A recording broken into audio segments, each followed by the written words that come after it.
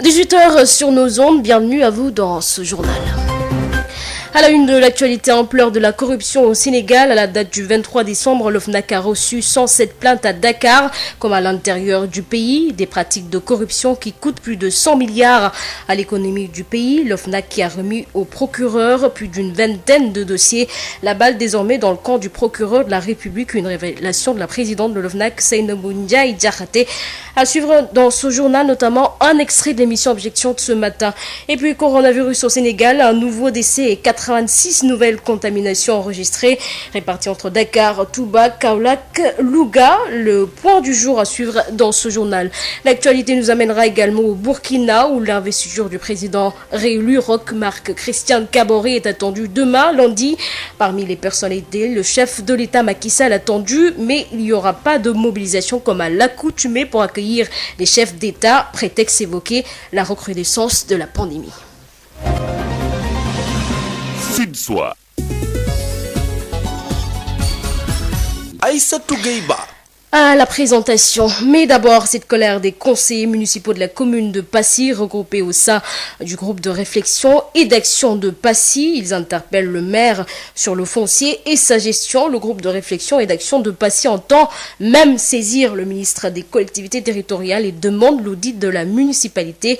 Écoutons Bassirou Touré, leur porte-parole, au micro de Mamadou Camara. En 2015, la commune de Passy avait procédé à la vente des porcs non autorisés par les services compétents et que cette somme qui devait apparaître dans la rubrique fourrière dans le compte administratif de 2015, où se trouve l'argent ici de cette vente. Annuellement, l'État appuie aux communes des fonds de dotation et nous avons constaté en 2014 et 2015 ces sommes dites fournitures de bureaux destinés au district sanitaire de Passy d'un montant de 2 millions ne sont jamais arrivés à destination et pourtant sur le rapport des budgets alors c'est bien mentionné, prévu et réaliser ce qui semble à notre niveau être une incohérence. Dans la gestion interne des structures de la commune complexes et stables, le maire avait destitué le comité de gestion des structures pour mettre sur pied des comités ad hoc qui, selon notre compréhension, ne doivent pas dépasser 6 mois, ont duré plus de 5 ans et ces dites structures ont été confiées à ses proches collaborateurs. Au parfum du scandale foncier, le conseil municipal à la date du 3 du mois d'août de l'année 2020 s'est réunis autour de, entre autres points de l'ordre du jour, installation d'une station-service pour le compte de Shell Vivo Énergie, alors que pour cette même station, le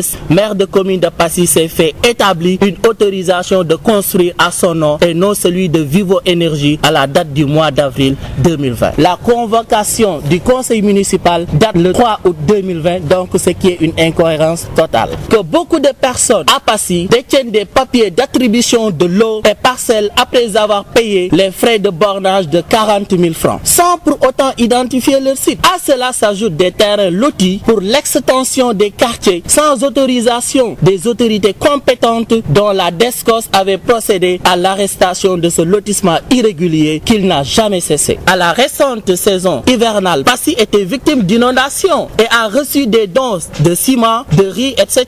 destinés aux sinistrés et dont les bénéficiaires figurent à majorité ses partisans, de même que son chauffeur qui n'est même pas de Passy en lieu et place des ayants droit. Donc nous avons des documents en preuve de justification. Nous avions appris que la directrice d'Iwa avait donné aux communes de Ndiédiène, Passy, Tchombi et nous voudrions savoir la suite de ces 100 kits alimentaires de la commune de Passy. Plus d'une vingtaine de dossiers sur la table du procureur, révèle la présidente de l'OFNAC nationale de lutte contre la fraude et la corruption.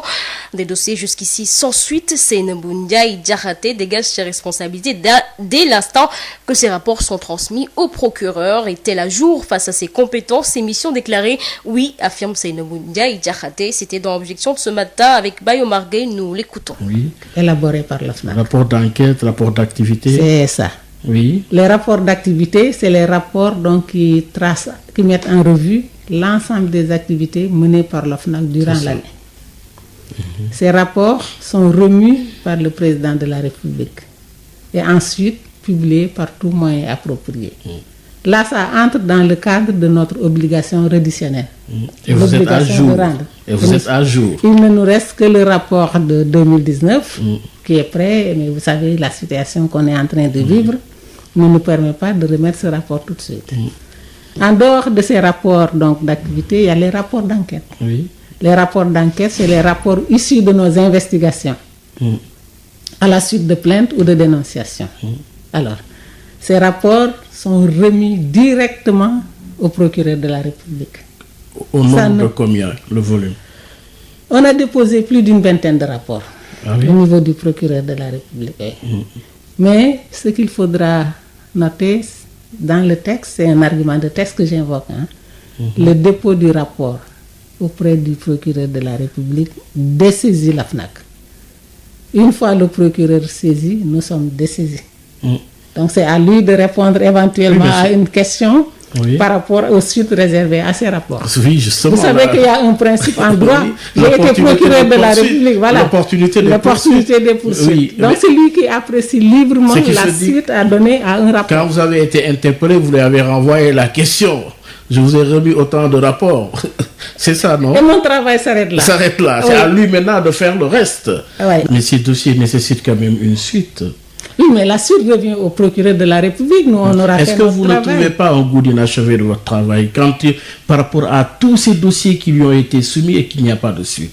Non, je fais mon travail sans état d'âme. Le reste, oui, ça s'arrête là. On m'a délimité, comme je l'ai dit, un champ de compétences. Donc, je ne peux pas sortir en dehors de ce champ. Est-ce qu'à la date d'aujourd'hui, Madame Seydou Diakhaté, vous pouvez dire à l'opinion, oui, je suis à jour par rapport à mes compétences déclarées? Tout à fait. Tout à fait. J'ai fait mon travail. J'ai fait mon travail en respectant ces deux piliers, la prévention et la lutte contre la fraude et la corruption. Ampleur de la corruption au Sénégal. À la date du 23 décembre 2020, le FNAC a reçu 107 plaintes à Dakar comme à l'intérieur du pays. Selon la présidente de l'OFNAC, il ressort de cette étude de 2016 que les pratiques de corruption coûtent plus de 100 milliards à l'économie. L'OFNAC a-t-il le droit d'entendre un ministre? La présidente de l'OFNAC clôt le débat. Seynabou Ndiaye Diakhaté répond par oui. Et au sujet des 3 plaintes reçues concernant la distribution de l'aide alimentaire aux familles impactées par la Covid-19, l'enquête suit son cours, révèle la présidente de l'OFNAC dans Objection de ce matin. Sud FM, l'info, c'est ici. Parlons santé à présent, notamment de la situation épidémiologique au sein du pays.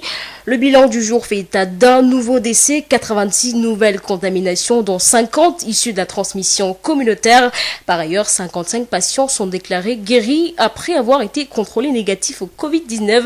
Le point à suivre avec le docteur Eladj Mamadou Ndiaye, directeur de la prévention au ministère de la Santé et de l'Action sociale. Sur 1200 tests réalisés, 86 sont revenus positifs, soit un taux de positivité de 7,17%. Les cas positifs sont répartis comme suit. Nous avons eu 36 cas contacts suivis par nos services. Aucun cas importé n'a été enregistré au niveau de nos différentes portes d'entrée, aériennes, maritimes et terrestres.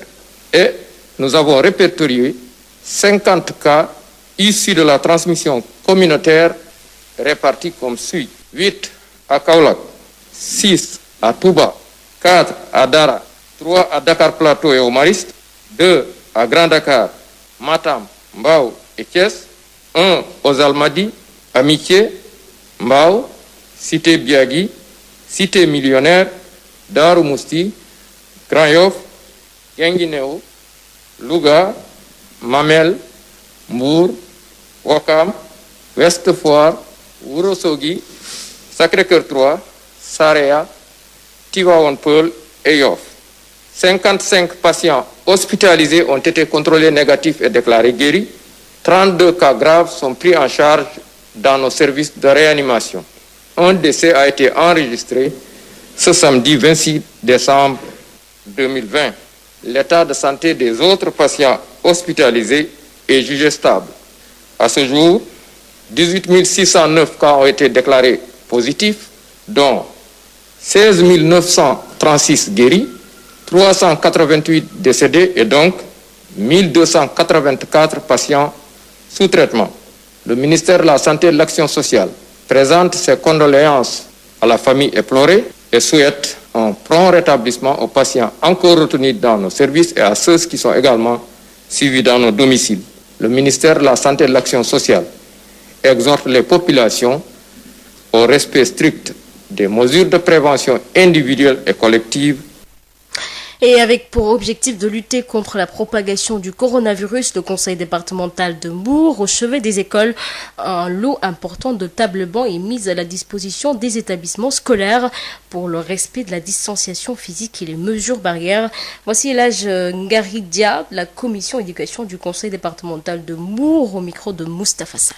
Dans cette dotation, nous avons des tables-bancs qui est, disons, la base, le fondement, parce qu'on a insisté sur les tables-bancs compte tenu de la forte demande au niveau des écoles. Et quand nous disons école, c'est que nous touchons les écoles du moyen, donc l'ensemble des CEM département et l'ensemble des lycées du département. Et notre dotation touche en fait les deux IEF de Mbour, parce que le département de Mbour, contrairement à beaucoup d'autres départements, nous avons deux inspections en fond départemental. Ce qui fait donc que nos efforts en tant que conseil départemental doivent toucher cette densité éducative qui est en fait sur le terrain. Donc en dehors des tables-bancs, nous avons donné des livres qui sont des œuvres au programme dans les CEM et les lycées. Et il y a beaucoup aussi de CEM ou de lycées où il n'y a pas en fait de bibliothèque opérationnelle. En plus de cela, nous avons donné des panoplies géométriques. Étant un pays qui a décidé de s'engager dans les sciences, dans les mathématiques, il est bon que les instruments de mesure soient à la portée des enfants dès le CEM et qu'ils puissent les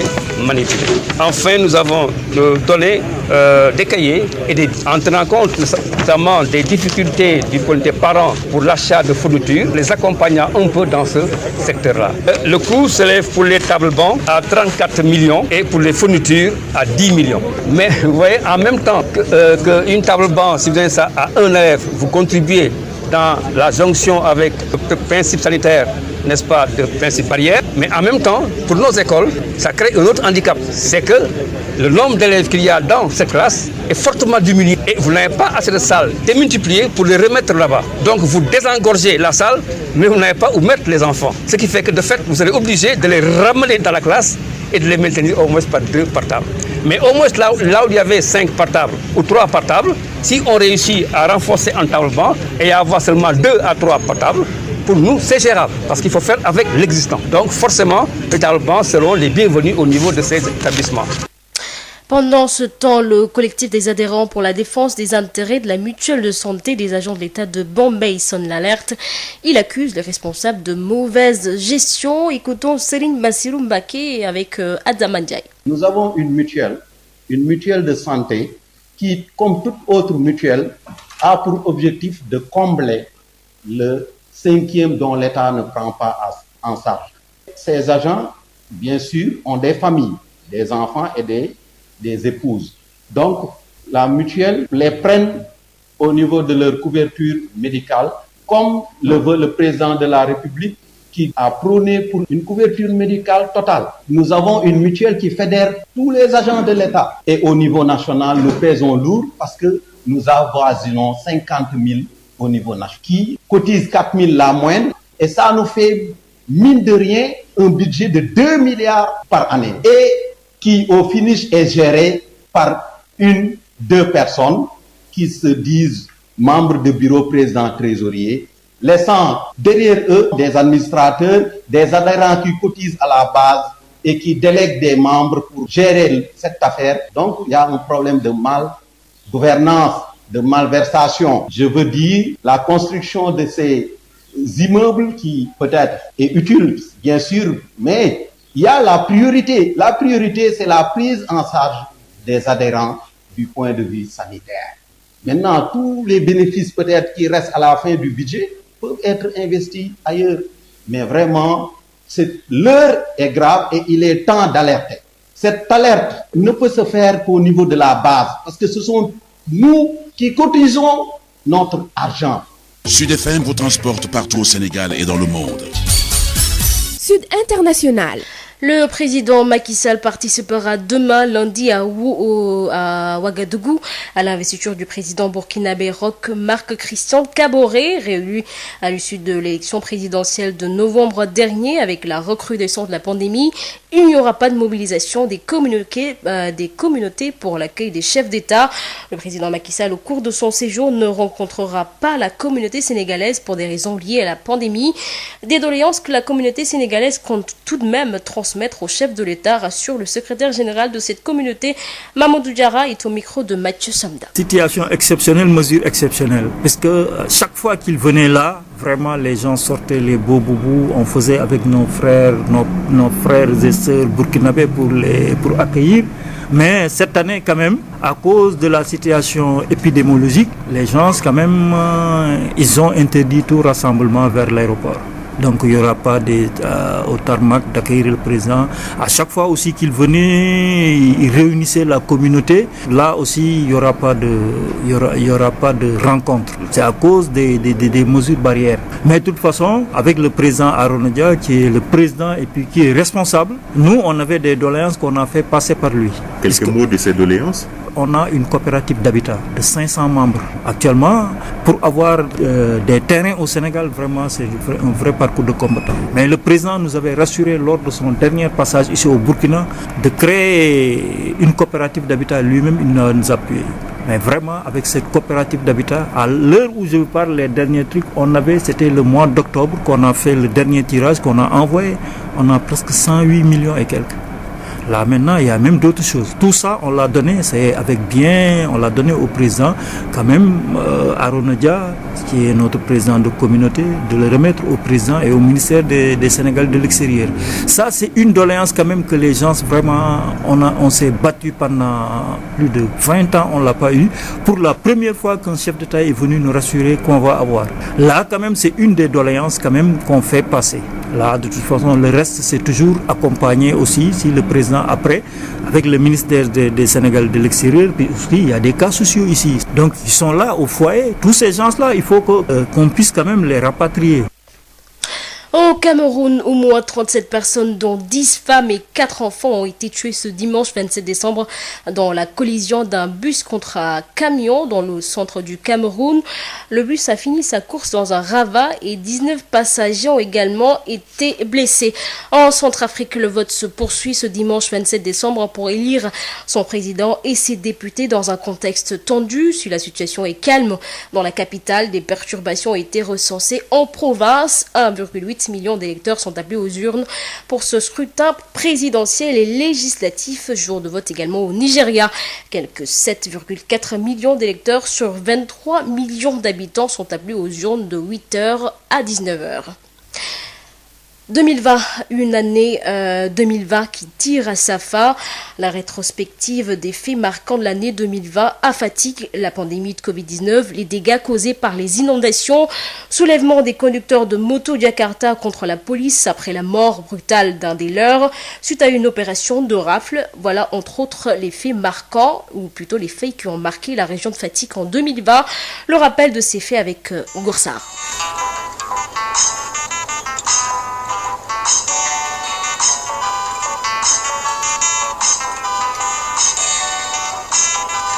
L'année 2020 tire à sa fin avec un lot d'événements dans la région de Fatick. Et c'est la pandémie de la Covid-19 le fait le plus marquant cette année. La région de Fatick vient aujourd'hui d'enregistrer son premier cas de coronavirus. Pour le moment, nous fermons la commune et nous sécurisons l'habitat, c'est-à-dire là où se trouve la famille du malade. Le premier cas a été enregistré le 10 mai dernier dans la commune de Diakhao, plongeant toute une région dans une psychose générale. Le gouverneur a pris la décision de confiner complètement le chef-lieu de la commune et 29 personnes contacts envoyées dans un réceptif hôtelier pour éviter la propagation du virus. Mais malgré le dispositif de lavage de mains partout dans les services, la distribution de milliers de masques aux populations, la fermeture des écoles et des lieux de culte, le virus continue son bonhomme de chemin. Le rapport de la région médicale à la date du 24 décembre fait état de 42 patients suivis au centre de traitement épidémiologique de Fatick, dont 3 hospitalisés, tous issus du district sanitaire de Fatick. 32 patients en PECADOM, c'est-à-dire pris en charge à domicile, 32 pour le district de Fatick, 4 pour le district de Gossas, le district de Diakhao 1 et le district de Foundiougne 1.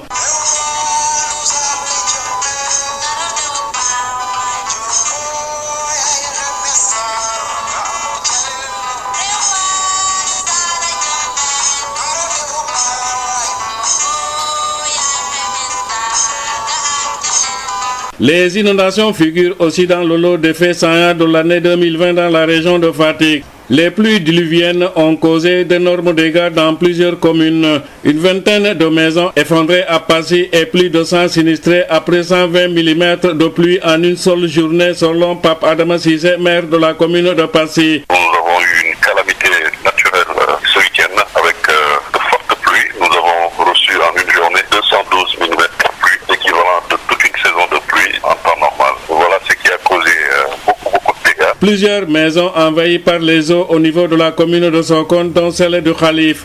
Même décor dans la commune de Palmarin-Fakao qui a pataugé pendant quelques semaines.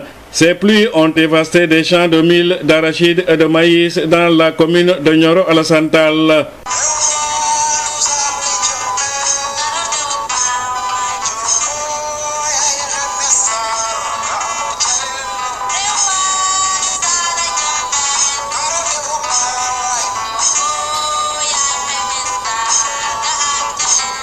Il y a aussi le soulèvement des conducteurs de moto Jakarta de la commune de Fatick contre la police qu'ils ont incriminé après la mort brutale de leur camarade Lamine Koïta le 9 février dernier suite à une opération de rafle. Ces conducteurs de moto Jakarta avaient même brûlé le camion de ramassage d'ordures de la mairie. Il a fallu l'ouverture d'une information judiciaire par le procureur Abdul Aziz Danfaha pour calmer les jeunes. Pour une meilleure manifestation de la vérité, une suite judiciaire plus appropriée sera réservée à cette affaire, notamment l'ouverture d'une information judiciaire.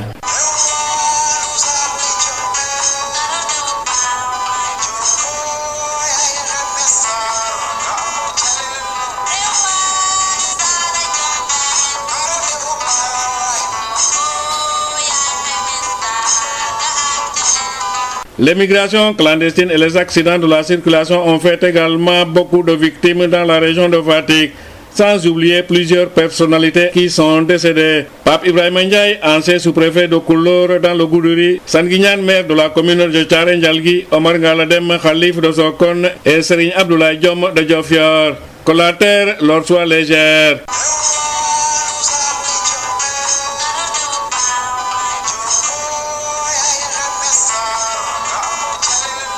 Ngor Sarr, Fatick, Sud FM. Aïssatou Gueye-Ba. Ampleur de la corruption au Sénégal. À la date du 23 décembre, l'OFNAC a reçu 107 plaintes à Dakar comme à l'intérieur du pays. Des pratiques de corruption qui coûtent plus de 100 milliards à l'économie du pays. L'OFNAC qui a remis au procureur plus d'une vingtaine de dossiers. La balle désormais dans le camp du procureur de la République. Une révélation de la présidente de l'OFNAC, Seynabou Ndiaye Diakhaté. Vous avez suivi ces éclairages dans ce journal, notamment un extrait de l'émission Objection de ce matin avec Baye Omar Gueye. Coronavirus au Sénégal, un nouveau décès et 86 nouvelles contaminations enregistrées réparties entre Dakar, Touba, Kaolack et Louga.